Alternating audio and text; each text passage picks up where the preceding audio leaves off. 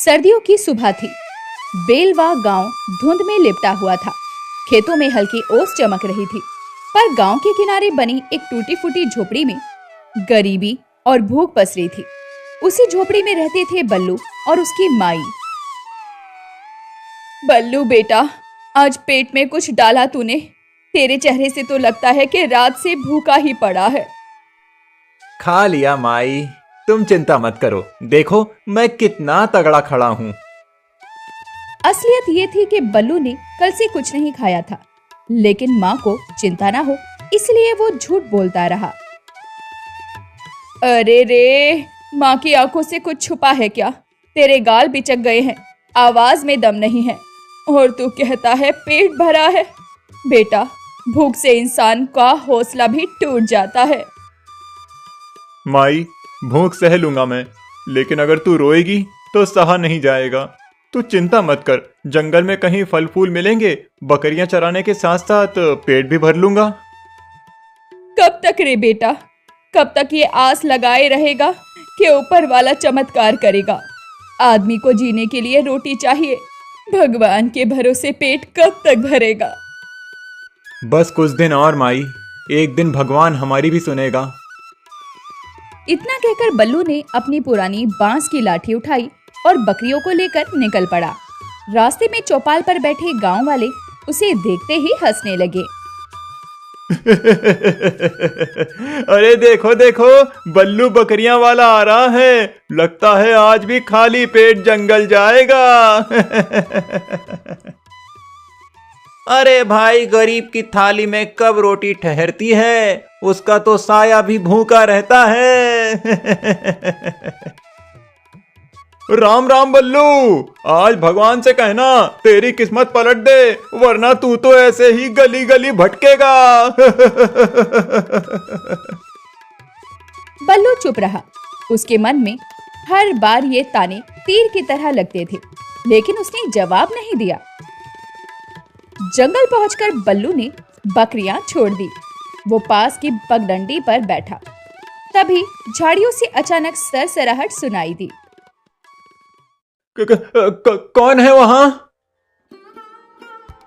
कुछ देर बाद उसने पास जाकर देखा, एक सुंदर नीलकंठ पक्षी जमीन पर पड़ा है। वो बुरी तरह से घायल था और हाफ रहा था। अरे तुझे क्या हुआ रे? डर मत, मैं तुझे कुछ नहीं करूंगा। उसने अपना गमछा उतारा और पंछी को बहुत प्यार से उसमें लपेट लिया। उसकी आंखों में दया साफ झलक रही थी। घर पहुंचकर बल्लू ने माई से कहा, माई देखो, ये पंछी जंगल में मिला। लगता है नीलकंठ है, इसका पंख घायल हो गया है। हे भगवान, नीलकंठ बेटा, ये तो पवित्र पक्षी है, इसका ध्यान रखना वरना पाप लगेगा। माई, जब तक मैं हूं इसे कुछ नहीं होगा। बल्लू ने नीलकंठ के पंख पर हल्दी और तेल लगाया और उसे पानी पिलाया और बाजरे के दाने दिए, और वो उसके पास बैठा रहा। शाम ढलने लगी। अब छोड़ दे बेटा, तू खुद ही भूखा है, कुछ खा ले वरना और बीमार पड़ जाएगा। माई, जब तक ये सांस ले रहा है मैं इसे अकेला नहीं छोड़ सकता। मैं ठीक हूँ, तू चिंता मत कर। रात गहरी हो चुकी थी। माई सो चुकी थी, लेकिन बल्लू अभी भी पक्षी के पास बैठा था। तभी पक्षी ने हल्की हरकत की। अरे तू जाग गया? अच्छा है, अब तू बच जाएगा। लेकिन अगले ही पल बल्लू का दिल धक से रह गया। नीलकंठ ने सर उठाया और उसकी आंखों में गहराई से देखा, और फिर इंसानी आवाज में बोला, बल्लू, तेरी सेवा ने मुझे छू लिया है। ये तू बोल रहा है? मैं सपना तो नहीं देख रहा? नहीं बल्लू, ये सपना नहीं है। तूने मुझे जीवन दिया, इसीलिए आज मैं तुझे एक वरदान देता हूं। ये ले, ये लाठी। नीलकंठ ने अपने पंखों से रोशनी फैलाई और बल्लू के पास पड़ी पुरानी बांस की लाठी चमक उठी। उसमें एक अनोखी ताकत भर गई। ये चमक क्यों रही है? अब ये साधारण लाठी नहीं रही। जब तू इसे नेक काम के लिए इस्तेमाल करेगा, ये तेरा साथी बनेगी। तूने भूख, दुआ और दर्द देखा है।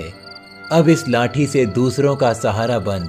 लेकिन याद रखना, अगर इसमें लालच का इस्तेमाल किया तो ये लाठी तेरा सबसे बड़ा बोझ बन जाएगी। मैं वादा करता हूं नीलकंठ भाई, मैं इस लाठी को सिर्फ भले कामों में चलाऊंगा। नीलकंठ ने पंख फैलाए और नीली रोशनी में गायब हो गया। झोपड़ी में सिर्फ बल्लू और उसकी चमकती लाठी रह गए। सुबह की धूप हल्की हल्की फैल रही थी। बल्लू अपने हाथ में चमकती लाठी लेकर खड़ा था। पूरी रात वो जागता रहा, सोचता रहा, क्या सचमुच ये लाठी अब जादुई है या मैं कोई सपना देख रहा हूं। उसके मन में डर और उत्साह दोनों थे। बल्लू बेटा, तू कब से लाठी को घूर रहा है? क्या हो गया तुझे? माई, ये वही लाठी है, लेकिन इसमें कुछ अजीब चमक रहा है। कल रात नीलकंठ भाई ने कहा था इसमें कुछ ताकत है। मैं तो समझ ही नहीं पा रहा। पगला मत रे, लाठी तो लाठी ही है। हाँ, तूने अगर नेकी की है तो भगवान तुझे आशीर्वाद देंगे, मगर ये चमक तमक पर ज्यादा भरोसा मत कर। नहीं माई, ये साधारण नहीं रही। आज मैं इसे परख कर देखूंगा। बल्लू अब बकरियों को लेकर जंगल की ओर चल पड़ा। हाथ में वही लाठी थी। दिल में डर भी था और उम्मीद भी। जंगल में बकरियां घास चर रही थी। तभी झाड़ियों में से गुर्राने की आवाज आई। बल्लू ने देखा, एक बड़ा भेड़िया घात लगाए बैठा था। बाकी बकरियां घबरा गई और भागने लगी। अरे बाप रे बाप, ये तो सीधा हमला करेगा। बल्लू ने हिम्मत करके लाठी जमीन पर पटकी। जैसे ही लाठी गिरी, जमीन से एक तेज आवाज पैदा हुई। भेड़िया डरकर उल्टा भाग गया। बकरियां शांत होकर बल्लू के पास लौट आई। सच, ये लाठी सच में जादुई है। भेड़िया ऐसे ही भाग गया। हे भगवान! कुछ देर बाद बल्लू को भूख लगी।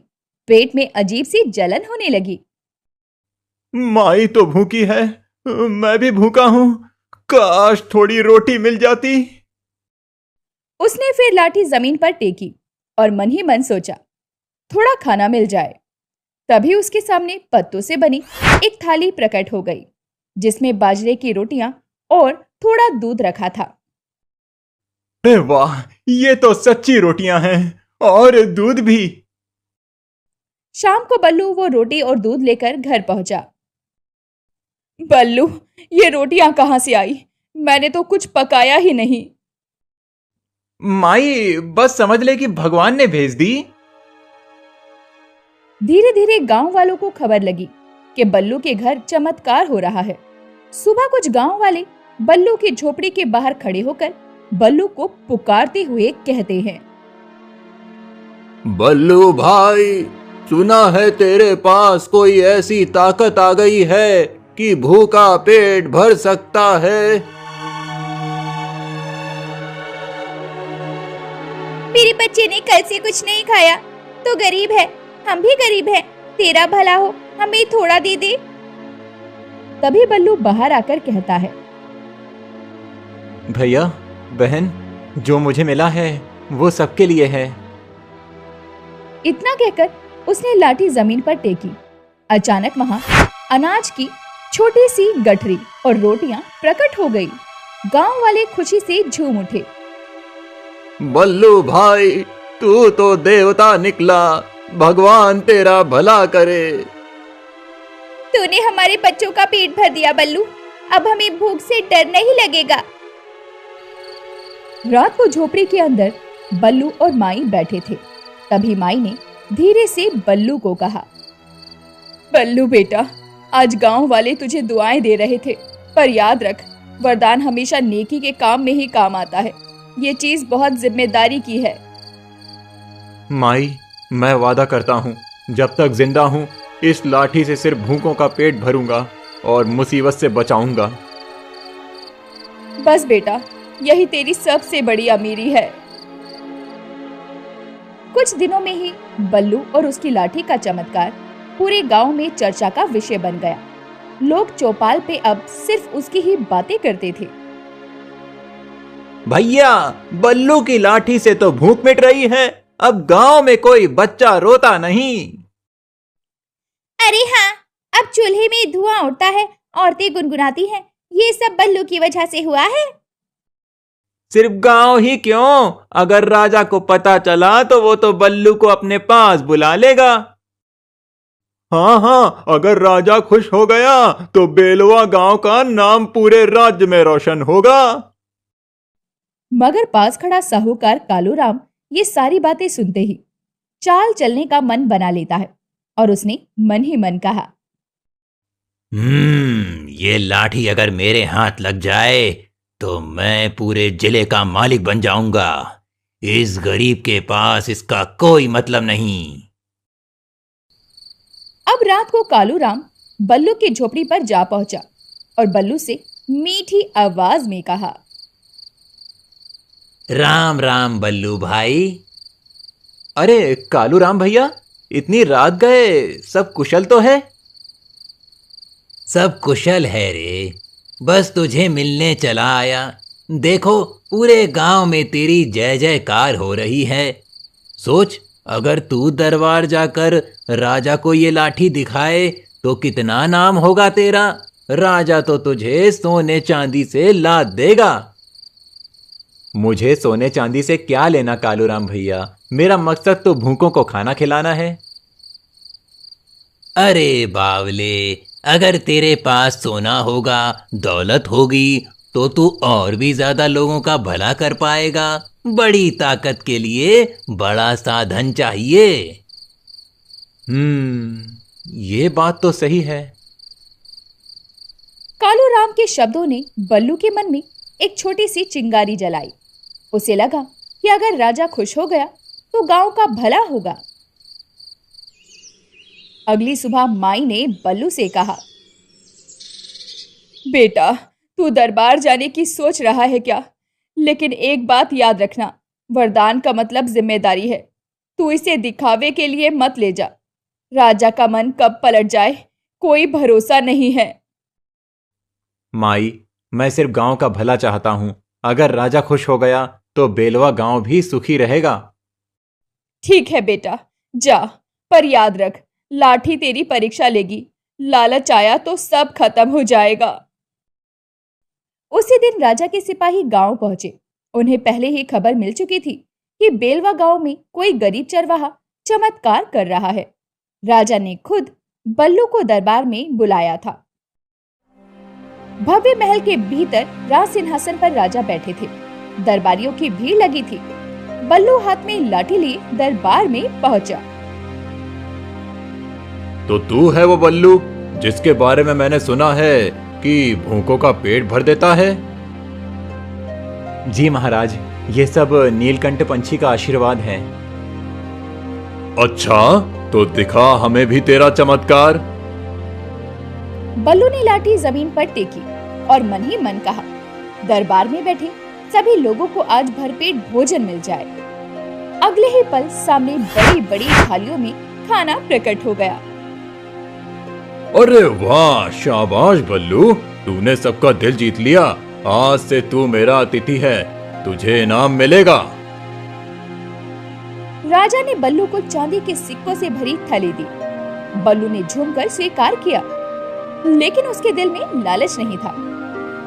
लेकिन कालूराम जो दरबार में ही मौजूद था और उसने ही राजा को ये जादुई लाठी वाली खबर बताई थी, अब उसने राजा के कान में फुसफुसा कर कहा, महाराज, ये लाठी तो सोना भी निकाल सकती है। इसे कहिए आपके खजाने को दोगुना कर दे।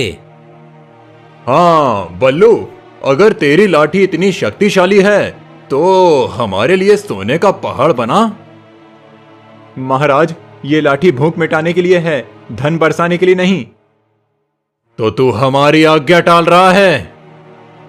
महाराज, ये गरीब है, डर रहा है, इसे थोड़ा दबाव दीजिए, ये सब कर देगा। बल्लू के मन में उथल पुथल मच गई। माई की बात याद आई। लाठी तेरी परीक्षा लेगी। लेकिन उसने सोचा, अगर मैं सोना निकाल दूं तो राजा खुश होगा और गांव को फायदा मिलेगा। महाराज, मैं कोशिश करता हूँ।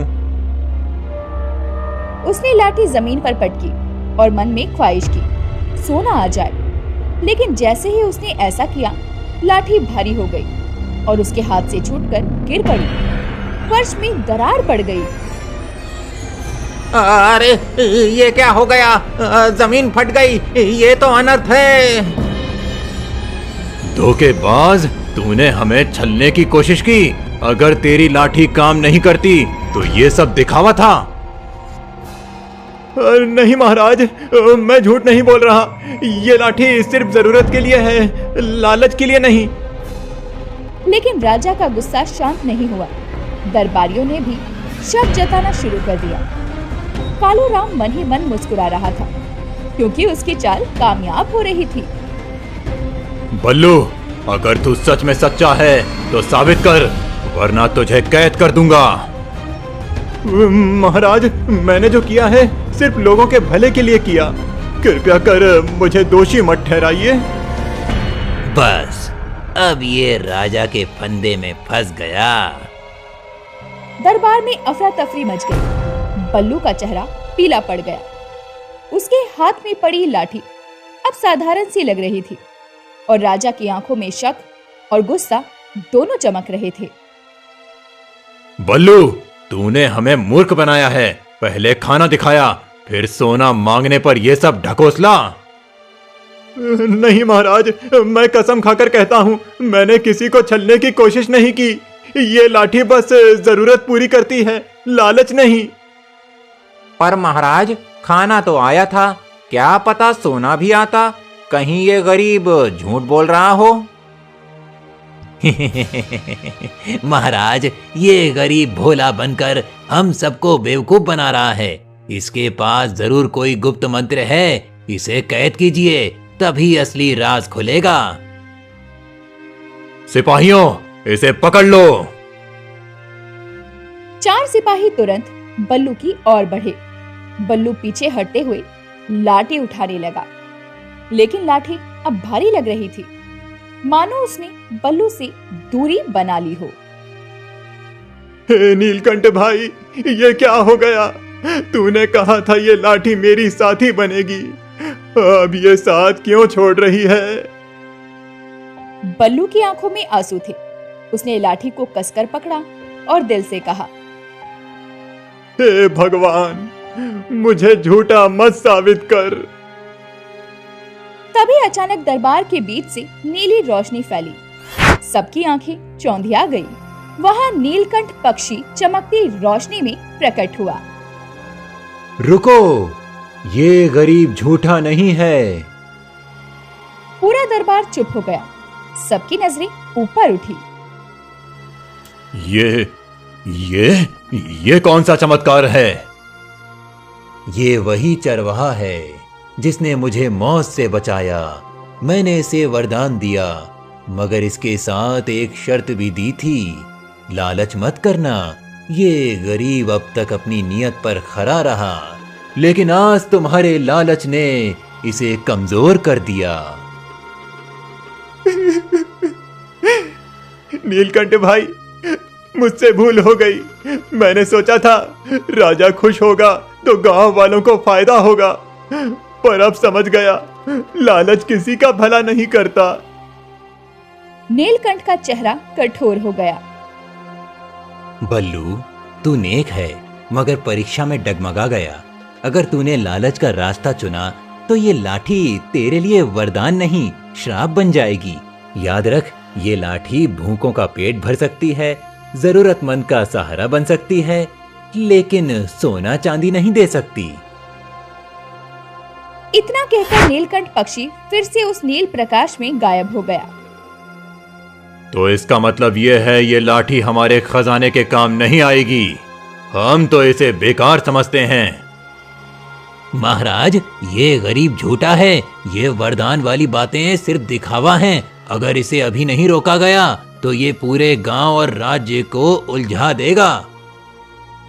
बल्लू, तू और तेरी लाठी आज से हमारी नजर में गुनहगार हो। अगर तूने फिर कभी कोई चाल चली तो तेरी जान भी नहीं बचेगी। सिपाहियों ने बल्लू को धक्का देकर दरबार से बाहर कर दिया। उसकी आंखों से आंसू बह रहे थे। हे भगवान, मैंने तो सिर्फ सबका भला चाहा, पर अब सब मुझे धोखेबाज समझ रहे हैं। तभी उसकी माई भागकर बल्लू के पास आई, जो बाहर उसका इंतजार कर रही थी। बल्लू बेटा, ये क्या हाल बना लिया है तेरा तूने। मैंने कहा था दरबार की चमक धमक में मत जाना। माई, मैंने गलती कर दी। मैं भूल गया कि ये वरदान लालच के लिए नहीं है। बल्लू अपनी माई के साथ गांव लौटा, लेकिन अब गांव वालों का नजरिया भी बदलने लगा था। अरे देखो देखो, बल्लू वापस आ गया। सोने का पहाड़ बनाने चला था और अब दरबार से लात खाकर लौटा है। राजा ने तो साफ कह दिया ये सब धोखा है, और हम क्या थे जो इसके पीछे पीछे दौड़ते रहे। हमको तो बेवकूफ बना दिया इसने। हमें लगा था ये कोई देवता है, लेकिन ये तो बस चालबाज निकला। अब अपनी लाठी से हमें चावल रोटी दिखाएगा कि धूल झाड़ेगा। कल तक जो उसके पैरों में गिरकर आशीर्वाद मांगते थे, आज वही उसे झूठा, धोखेबाज और चालबाज कह रहे थे। भैया, बहन, मैं झूठा नहीं हूँ। ये लाठी सच में वरदान है। मैंने तो सिर्फ भूख मिटाने के लिए इसे इस्तेमाल किया। मैंने कभी किसी का बुरा नहीं चाहा। चुप कर। अगर सचमुच वरदान है तो दरबार में क्यों नहीं चला? राजा झूठा होता है क्या? राजा से बड़ा सच कौन? अगर तेरी लाठी सच होती तो आज हमारा गांव भी सोने से चमक रहा होता। भीड़ ने हंसी उड़ाई। बल्लू की आंखों से आंसू बहने लगे। माई ने उसे खींचकर घर ले जाना सही समझा। बल्लू बेटा, मैंने तुझे पहले ही कहा था दरबार में मत जा, मगर तूने मेरी बात नहीं मानी। अब देख, सब तुझसे मुंह मोड़ रहे हैं। माई, गलती मेरी ही थी। मैंने सोचा था राजा खुश होगा तो गांव का भला होगा, लेकिन मैं भूल गया कि वरदान लालच के लिए नहीं है। अब लोग मुझे झूठा समझते हैं और ये लाठी मेरे लिए बोझ बन गई है। उस रात बल्लू ने पहली बार लाठी को कोने में पटक दिया, जिस पर कभी उसे गर्व था, अब वही उसकी बेइज्जती का कारण बन चुकी थी। अगली सुबह बल्लू गांव से बाहर जंगल की ओर चला गया। हाथ में लाठी नहीं थी। वो अकेला, टूटा हुआ और बेबस था।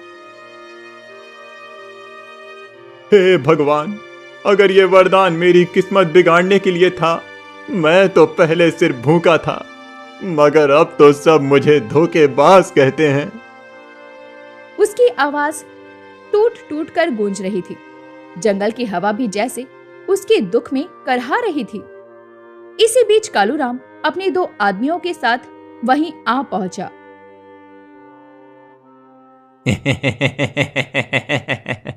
अरे अरे, देखो तो हमारे बल्लू महाराज रो रहे हैं। क्यों रे, सोने का पहाड़ बना दिया कि खड्डा ही खोद दिया? कालूराम, तू ही था ना जिसने राजा को उकसाया? तूने ही मेरी नीयत पर शक करवाया। अरे मूर्ख, तू सोचता है इतनी बड़ी ताकत तुझ जैसे गरीब के लिए बनी है? ये लाठी मेरे हाथ में आनी चाहिए थी। तू इसके काबिल ही नहीं है। ताकत सिर्फ दूसरों की मदद के लिए है कालूराम, तुझ जैसे लालची के लिए नहीं। बहुत बड़ी बड़ी बातें करता है रे। देख लेना, ये लाठी एक दिन मेरे हाथ आएगी और तब मैं ही इस गांव का मालिक बनूंगा। कालूराम वहां से चला गया, लेकिन उसकी आंखों में चालाकी साफ चमक रही थी। बल्लू वहीं बैठा रहा, आंखों में आंसू और दिल में बेबसी। रात को झोपड़ी में माई बल्लू से कहती है, बेटा, हार मत मान, भगवान सब देख रहा है। एक दिन सब सच सामने आ जाएगा। माई, अब मैं थक गया हूँ। भूख, ताने और अब ये बोझ। मुझे समझ नहीं आता कि मैं जिंदा क्यों हूँ। नहीं बेटा, ऐसा मत बोल, तू ही मेरी आस है। दिन बीतते गए। गांव वालों ने अब बल्लू से दूरी बना ली। कोई उसकी झोपड़ी में नहीं आता। माई और